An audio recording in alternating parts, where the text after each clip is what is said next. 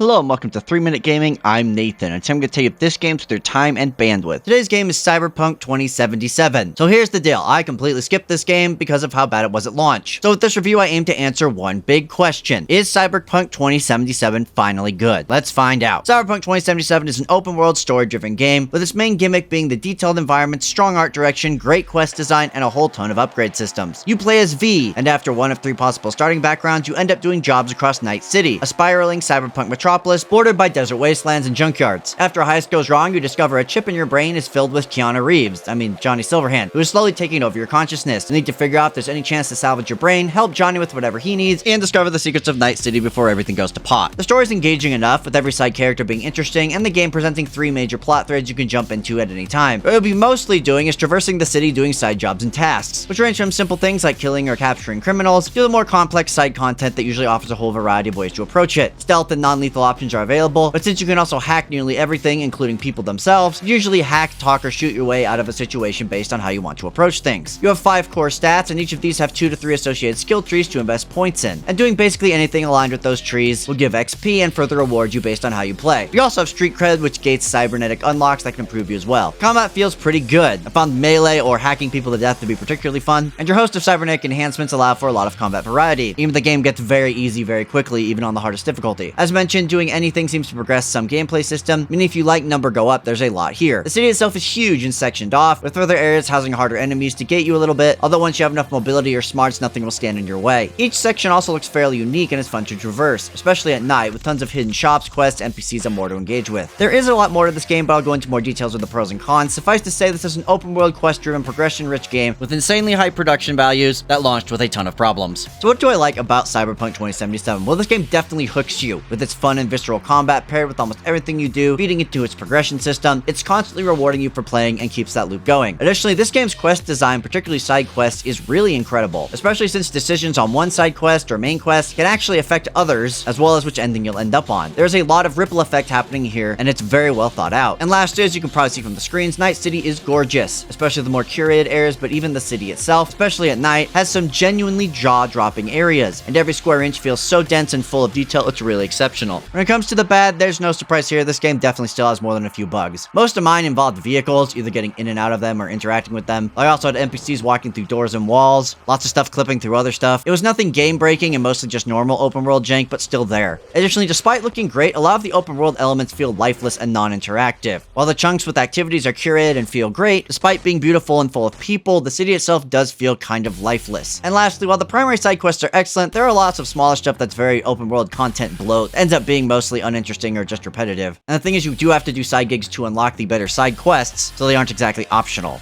As you know, I rate games here on a 3-point scale. Must play, maybe consider, and don't bother. And as someone who didn't touch this game until 2023, I can say with confidence that if this was the game they had launched with, people would be calling it a landmark experience. From its gorgeous visuals, excellent writing, and engaging loop, Cyberpunk 2077 is just as good as CD Projekt Red's Witcher 3, if not better. If you've been waiting for them to quote-unquote fix Cyberpunk and have a good PC or a next-gen system, then now is the time. It's cheap, it's fixed, and it's incredible. Get your ass to Night City. That's all I have for you today. Thank you so much for watching. If you played Cyberpunk 2077, did you play it before or after the patches? Did you have a good enough PC to begin with so it didn't matter? Please let me know what you think about this game in the comments. But regardless, yep, it's fixed now, so go out there and make sure you play it.